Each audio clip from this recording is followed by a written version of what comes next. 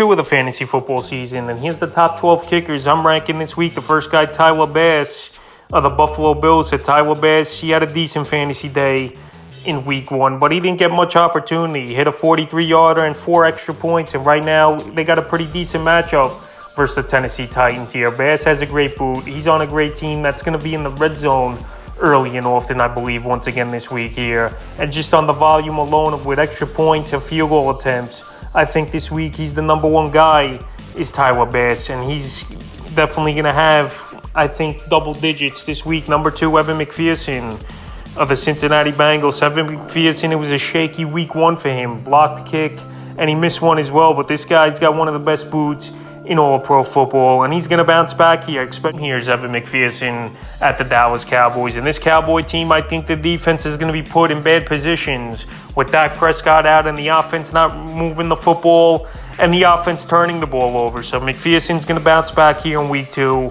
It's an indoor game, and I think it was just a hiccup for him in week 1, and he bounces back and has a good ball game. So I got him in number 2. Number 3, Justin Tucker of the Baltimore Ravens. So Justin Tucker in week 1, not much to do in that one. He hit a 27-yarder and 3 extra points. But right here, this Miami Dolphin defense is a bend but don't break type of defense. They're better than the Jets defense, obviously. So I think Tucker will have 2 or 3 field goal attempts and a few extra points in this one. And in my mind, he's still the best kicker in football is Justin Tucker. I just know the opportunities haven't been there a lot over the last few weeks of last season, and obviously in week 1, but right here I think he gets more opportunities versus Miami, and he's a guy that I got at number 3 this week. Number 4, Greg Joseph, the Minnesota Vikings. So it's mind-boggling to me that Joseph's still available 46% of fantasy leagues. Last season he had a great year with this Minnesota Viking team, and in week 1, once again, 13 fantasy points, 56-yarder, 2 20-plus yarders, and 2 extra points. He plays for a high-powered offense over there in Minnesota. And right now, I think we're going to see a shootout on Monday Night Football with the Minnesota Vikings going to the Philadelphia Eagles. So Greg Joseph, I think, once again, he's good for a 40 or 50-yarder in this one.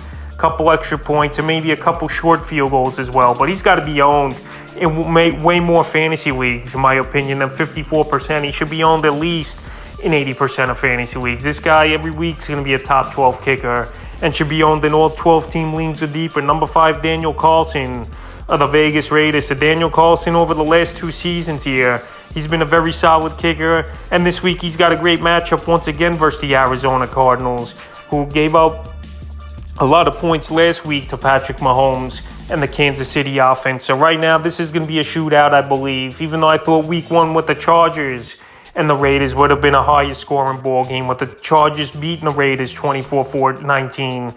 But right here in week 2, another indoor game for Daniel Carlson. Raiders home opener.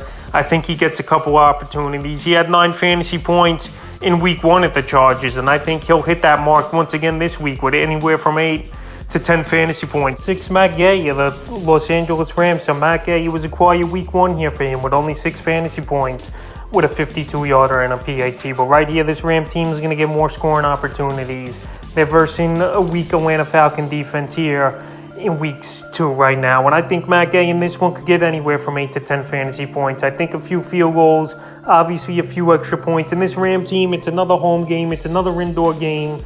And Matt Gay's going to bounce back in this one. So I got him at number 6. Number 7, Cade York of the Cleveland Browns. So Cade York, what a start it's been to his NFL career so far in the first week of the season here, where he had a big ball game, 16 fantasy points for York in that one. But right now he's available still in tons of fantasy leagues. Over 80% of leagues here is York. So York, he's got the big boot, and he was drafted in the 4th round this season by the Cleveland Browns. So he had a 57-yarder, which he made it look so easy in that ball game. It easily could have been a 60-plus yarder. And then before the game, the reporters were saying he was kicking from 69 yards out. So he's got a big boot. He's putting up big points, and he's got a great matchup here in week 2 versus the New York Jets, where I think this Cleveland Brown team could be in the red zone a few times. And I think a few drives are going to stall out as well. But Cade York in this one has a good ball game, and I got him in number 7. Number 8, Ryan Succop of the Tampa Bay Buccaneers. So Ryan Succop had one of the better games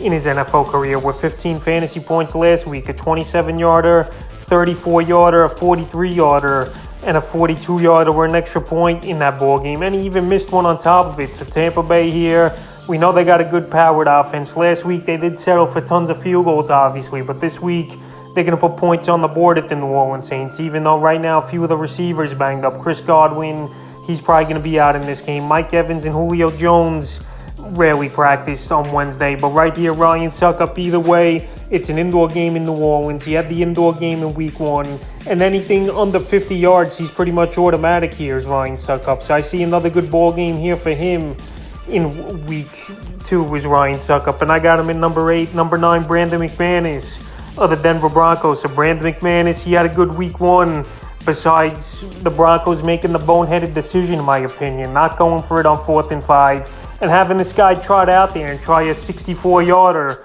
to walk off and win the game. But besides that, Brandon McManus, he was great in that ball game with 11 fantasy points, a 27-yarder, 34-yarder, and a 45-yarder with an extra point. Now this week they got a good matchup versus the Houston Texans. Here's this Denver Bronco team. He'll be at home in Denver with the altitude.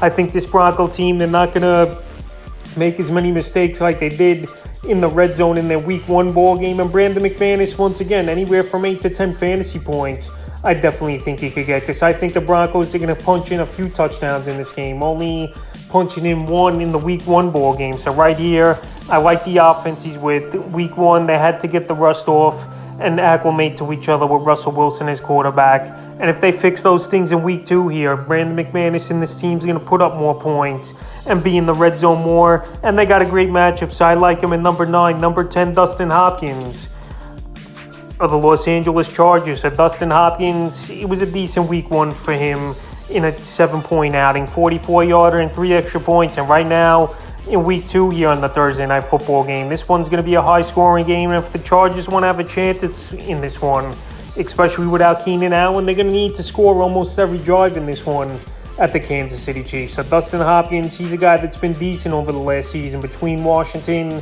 and then middle of the last year going to the Los Angeles Chargers. And he's a guy under 50 yards. He's pretty much automatic. This one is going to be a tough ball game at Arrowhead, no doubt about it. But I think he's going to get the opportunities, and the Chargers are going to push the envelope in this game to try to keep up with points, or just on trying to keep up on points alone and taking some risks in this one. I think Dustin Hopkins will be in a good position, and I got him in number 10 this week. Number 11, Young-Ho Koo of the Atlanta Falcons. So a great game in week 1 for Young-Ho Koo with 19 fantasy points. And 2 seasons ago, we know he was a top 5 performer in fantasy points from the kicker position. So last week, a 27-yarder, 43-yarder, a 54, and a 56-yarder, and then a 61-yarder. He got blocked is cool to win the ball game at the New Orleans Saints. But right here, another indoor game in Los Angeles. But this Ram defense, I obviously think is going to make it tougher for this Atlanta team to get in red zone and even get in field goal range for most of this ball game here. But Young-Ho Koo, after coming off a good week last week and having another dome game here, there's no way he couldn't make this list here. And I think at least he gets 6 to 8 fantasy point range is Young-Ho Koo. But it wouldn't surprise me either if he gets more, if he hits a 50-yarder and maybe a few extra points or a 30-yarder or something like that. But he's definitely a kicker that should be on pretty much all 12-team leagues. And I got him at number 11 this week. And the 12th and final kicker I'm ranking this week's Jake Elliott of the Philadelphia Eagles. So Jake Elliott and the Eagles have a good matchup in terms of, I think, a shootout with both teams, with Minnesota and the Eagles on Monday Night Football. It's the home opener for the Eagles. And in week 1 versus the Detroit Lions, he had a solid fantasy day, a 27-yarder and 5 extra points. Jake Elliott hit in that one. So right now, he cracks the top 12 in number 12. This Eagle team, they're going to obviously have to put points up the board to keep up with this Kirk Cousins and high-powered Minnesota Viking offense here. And this ball game, I think, is going to be a close one and come down to maybe a field goal or so. So I think Jake Elliott in this one could finish in the top 12 when kicking points. And I got him in number 12, and his range will be anywhere from 6 to 10 fantasy points, I believe. Top 12 kickers I'm ranking in week 2 of the fantasy football season.